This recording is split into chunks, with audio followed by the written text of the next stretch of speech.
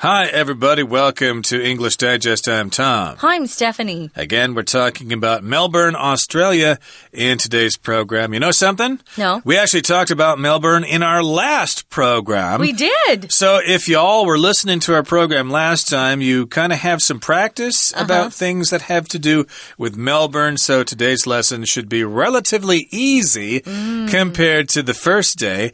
And we've introduced you basically to some of the history of Melbourne, how it was founded. It had some kind of dubious origins there, kind of cheating the Aborigines out of their land and stuff like that. But, well... That happened a lot back then. Yeah, well, that city's not going to go away because of that. So Melbourne is still there, so you might want to go check it out, while you got some time and some money.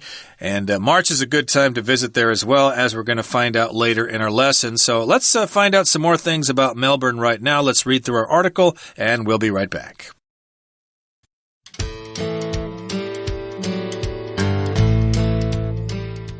Thousands of visitors indulge in the annual Melbourne Food and Wine Festival each March. This program of unforgettable events features the world's longest lunches in the area's most breathtaking places, as well as tastings of dishes from internationally acclaimed culinary superstars. It's no wonder the festival attracts about 250,000 people annually. For the world's longest lunches event, 20 long tables are set up in various stunning locations, such as scenic vineyards, coastlines, parks, and riverbanks of Victoria. Though menus vary by venue, the cuisine served is always a feast for the senses and accompanied by celebrated local wines and craft beers. Meanwhile, Melbourne's Masterclass is said to be the biggest event on the global culinary stage. That's because this is where the globe's best chefs, restaurateurs, and critics come together for the announcement of the world's 50 best restaurants. Some of the restaurant's professional chefs even go on to provide a once-in-a-lifetime opportunity for visitors, the chance to take cooking lessons from them. The classes might focus on anything from traditional techniques to scientific or experimental cooking methods. Two notable names among the many famous chefs who have participated in previous masterclasses include Jamie Oliver and Nigella Lawson. No visit to the Food and Wine Festival would be complete, of course, without experiencing the event's Wine Weekend. This occasion gives visitors a chance to meet and dine with Victoria's top winemakers and sommeliers. Participants can also join some of Australia's most distinguished wine experts at a panel discussion celebrating all things related to wine. The crowd-pleasing Food and Wine Festival, coupled with the city's colorful and spectacular sights, truly makes Melbourne a destination worth experiencing. Okay, everybody, let's continue to talk about our lesson after we have heard it read to you from beginning to end. And again, we're talking about the many reasons to love magnificent Melbourne. Okay, thousands of visitors indulge in the annual Melbourne Food and Wine Festival each March. Hey, maybe that's why we're talking about it now, because it's March right now.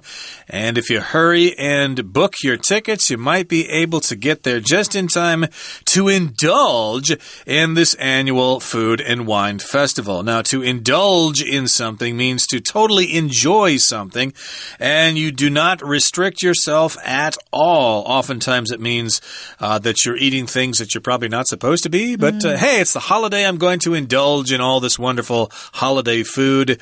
So here you could indulge in this Food and Wine Festival. Hey, have a good time. Eat all the food you can and drink all the wine you want to. Those are pretty popular events when you can just eat delicious food and drink as much as you like. It's a program of unforgettable events, and it features the world's longest lunches. If it's unforgettable, it's pretty special. It's so wonderful that you don't want to forget. It's a memory that will last forever. So unforgettable doesn't mean bad. It's always positive. So if you had a nightmare date, don't call it unforgettable. Unforgettable really really is a positive thing. It's very memorable, something wonderful. And you're in the area's most breathtaking places. So it sounds like the scenery that surrounds you is absolutely spectacular. So beautiful that you keep going, because it's gorgeous, you know, it's breathtaking. It takes your breath away. And you get some tastings of dishes from internationally acclaimed culinary superstars. If someone's acclaimed, they've gotten a lot of attention for doing something pretty wonderful. So they've been praised by the public or by critics with a lot of enthusiasm. So if you see this word acclaimed, you know that someone's been pretty successful at what they do. Indeed, and we're going to have lots of culinary superstars there, or culinary. I've heard people pronounce it that way as well. It just means having to do with food and fine dining and stuff like that. So, of course, you're going to see some famous chefs there. Maybe even Curtis Stone will be there. He's a native of Melbourne. He's probably showed up there once or twice in the past. So you can try some of these dishes from those people or some other great chefs. Let's mention who Curtis Stone is. They actually show his program here in Taiwan, they did. It's called Take Home Chef, and this guy's really tall and blonde and good looking. That's Curtis Stone. He's actually an Aussie. Yeah. He's an Aussie, indeed, and he's a local Melbourne boy there. But in any case here, yes, you might be able to enjoy some dishes from these internationally acclaimed or recognized superstars of the culinary gourmet world. And it's no wonder, it's not surprising that the festival attracts about 250,000 people annually. Annually means every year. And you're not going to see 250,000 people there at one time, okay? It's probably spread out over several days. Okay, let's move on to the next paragraph. It says, for the world's longest lunches event, 20 long tables are set up in various stunning locations.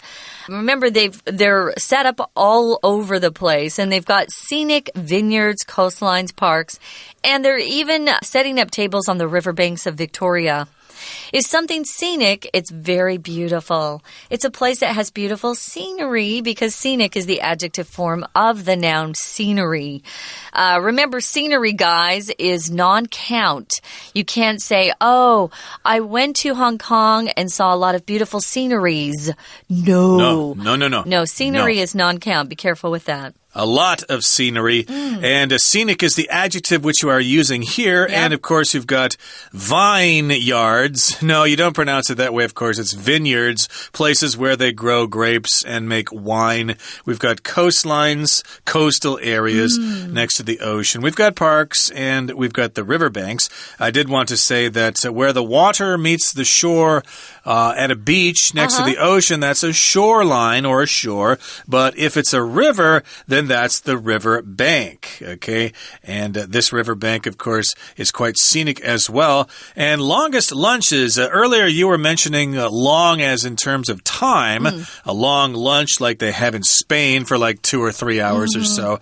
But this might also be referring to distance, like how long the tables are. I guess you'd have to go there to find out exactly what they mean by long lunches. But hey, you could spend all day eating the lunch there, so that would be a long lunch as well. Yeah. Indeed. So also, though menus vary by venue, the cuisine served is always a feast for the senses and accompanied by celebrated local wines and craft beers. So the menus vary by venue. According to where you are, depending on where you are, the menus are going to be different. So here, vary just means to be different from one place to the other.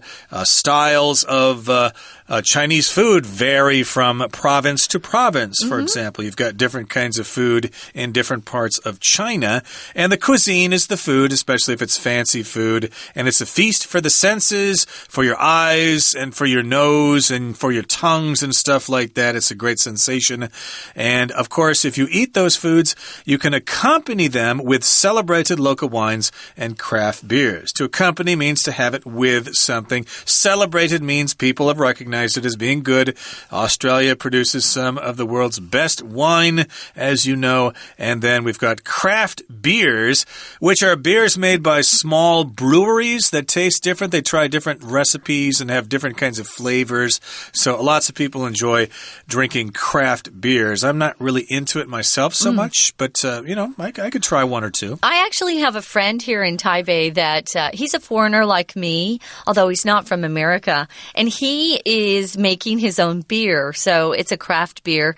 So craft beers are usually made by not big companies, by smaller groups of people who get together and want to try different flavors.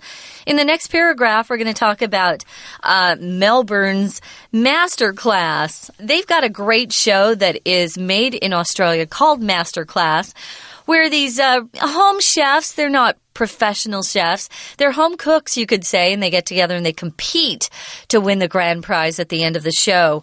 But masterclass means you've got someone who's really good at something, a master, who comes and usually performs and then teaches the people there a little bit about some of the skills or methods that they use.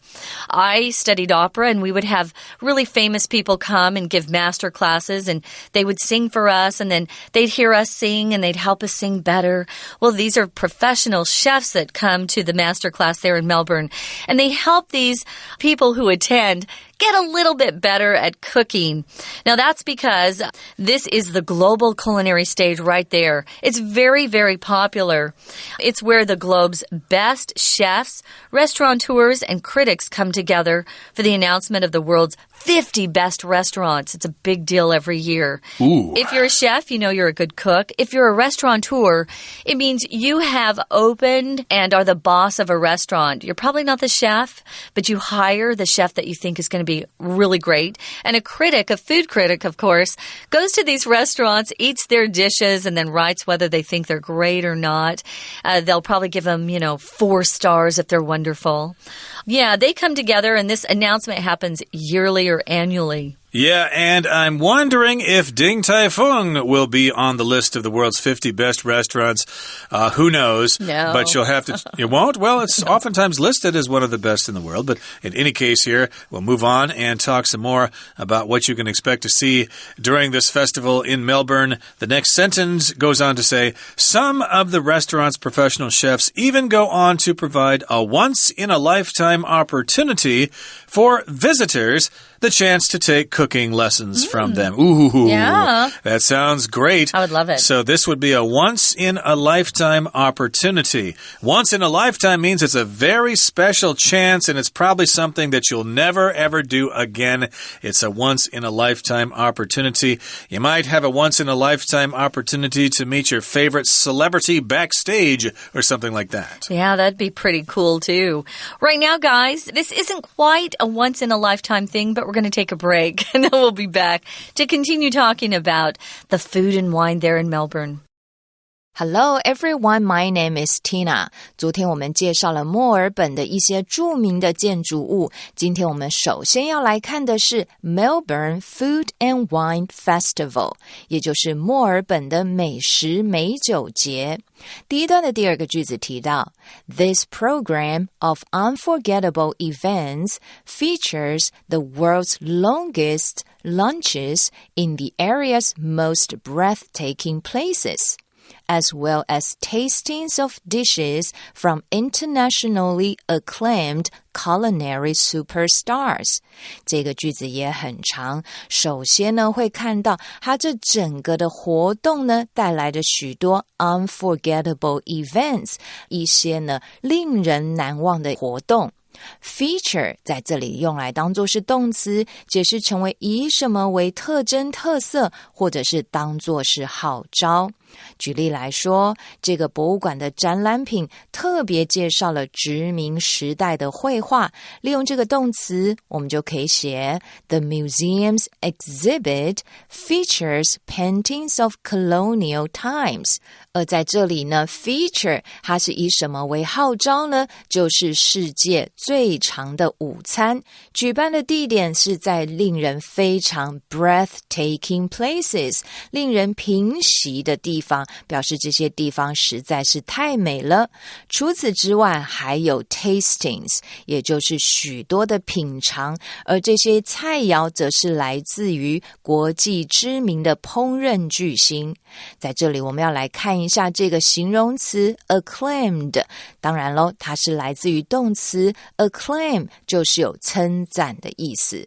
举例来说 Critics acclaimed the new play， 解释成为批评家们盛赞这出新戏。接着我们来看到第二段里面所谈到的这个世界最长的午餐活动。在第二段的中间提到 Though menus vary by venue, the cuisine served is always a feast for the senses and accompanied by celebrated local wines and craft beers. 在这里提到呢，因为地点的不同，所以菜单也因此有所不同。Vary 在这里当作动词，就是有变化的意思，而后面的这个字 venue 则是解释成为发生地跟集合地的意思。而不管它的菜肴是如何，都是一场盛宴 feast， 不仅是感官上的 senses， 同时还伴随着当地有名的葡萄酒跟精酿啤酒。在这里我们用了一个形容词 celebrated， 还解释成为著名的意思。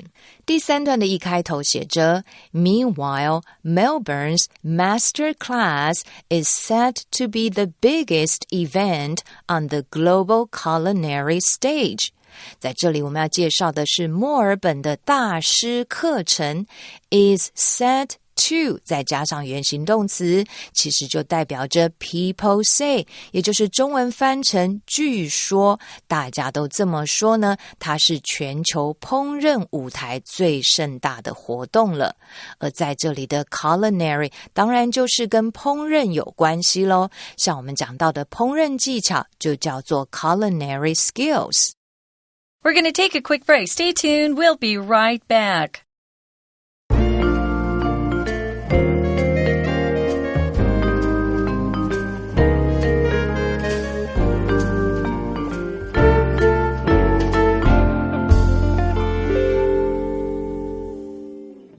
We shall now continue with our lesson. The focus today, again, is on Melbourne, Australia, but we're actually focusing even more on the Melbourne Food and Wine Festival, which takes place every year, each March. It's an annual festival. Hey, it's the month of March now. You still can catch this if you plan ahead. And again, it has unforgettable events with all sorts of different kinds of food to taste and great wine and great craft beers and maybe some local cuisine and some food cooked by the world's master chefs. And again, the pièce de résistance of the festivities is the announcement of the world's 50 best restaurants. Yeah, they've usually got chefs that are trying things that are very new. They're cutting-edge techniques. Some of those restaurants serve food that I wouldn't particularly want to eat because they're trying really crazy things, but it's kind of a cool event. Now, some of the restaurant's professional chefs do give this once-in-a-lifetime cooking lesson to those who attend.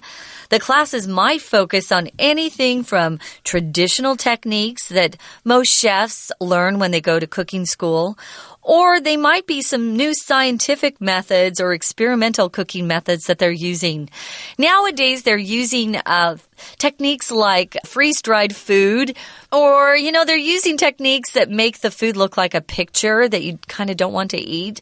So you're going to learn a lot of cool things. If it's experimental, it means they're just kind of doing it for the first time. They're experimenting with what they're doing. They're not relying on traditional methods and things like that. They're trying stuff that hasn't really been done before. So if you try it, it'll be the first time you have something like this. So you're kind of taking a chance.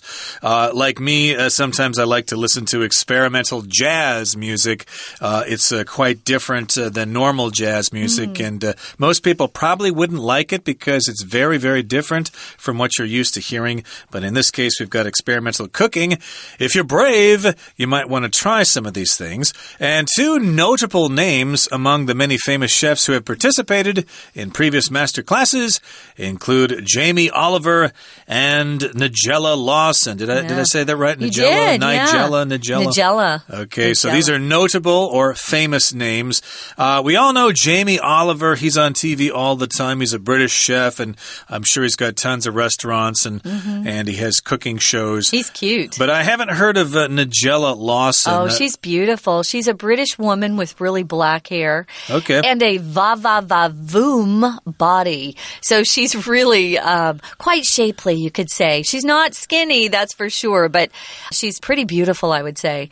So you've missed her on TV, I see, Tom. I think you would enjoy her more than Jamie Oliver. Well, I think your description does remind me of someone like that, although I didn't know her name at the time. Yeah. But in any case, we'll move on now to the next paragraph, so I don't need to think about this woman with this the hot lady. body. I got to put that right out of my mind.